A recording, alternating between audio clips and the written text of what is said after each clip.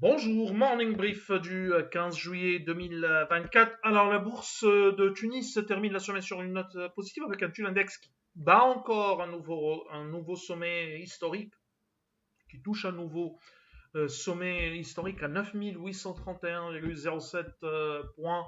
La fin de la séance du vendredi 12 juillet. Sur la semaine, le principal indice de la bourse de Tunis aligne une hausse de 0,98%, portant ses gains annuels à 12,35%. Parmi les principales hausses de la semaine, on a un saut rapide qui monte de 10,3%, 9,12% de progression pour SH qui reste sur une hausse depuis le début de l'année de 24%. Artes avance de 7,11%, 5,17% de progression pour Spedit MG qui prend encore 4,5%, qui aligne un rebond de plus de 25% sur le dernier mois MG où nous également on a joué la forte décote de l'actif net par rapport à l'actif net à l'ANR ou la NAV comme disent la net asset value. Alors, on a Telnet qui progresse également de 4,46%, Hannibal Lease qui monte de 4,36% et Cartas Cement qui prend encore 4,12%. Mais elle reste sur une performance modeste depuis le début de l'année. Nous, on est très positif sur Cartas Cement. Et on pense que le titre va continuer à progresser, selon nos attentes.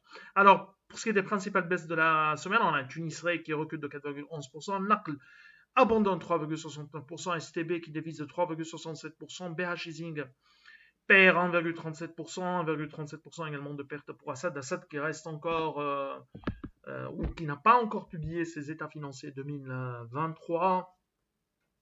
UBCI qui cède 1,32%, 0,97% de perte pour OneTech.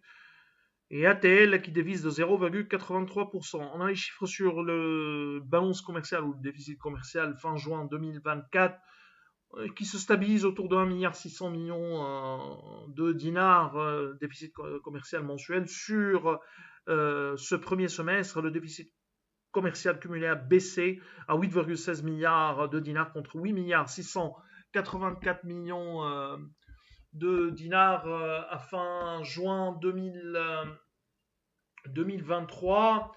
Le repli du déficit commercial s'explique par le recul des importations des matières premières et demi-produits, moins 5,3%.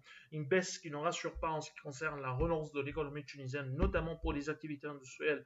En revanche, le solde de la balance commerciale hors énergie se limite à seulement 2 223 millions de dinars contre 3 792 millions de dinars une année auparavant. Les importations tunisiennes progressent légèrement de 0,04%.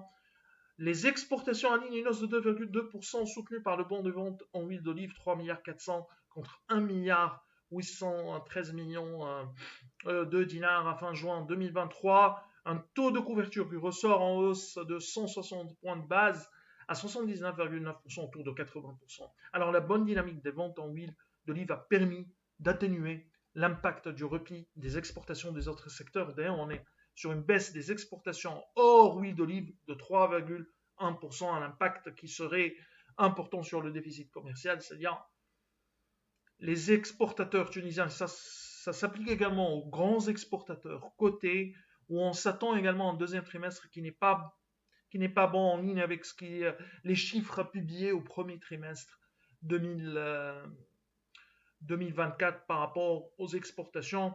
L'impact serait important sur le déficit commercial et donc sur la croissance économique au T2 2024. C'est tout ce qu'on a pour ce matin. Nous remercions pour votre attention. On vous donne rendez-vous pour demain matin. Au revoir.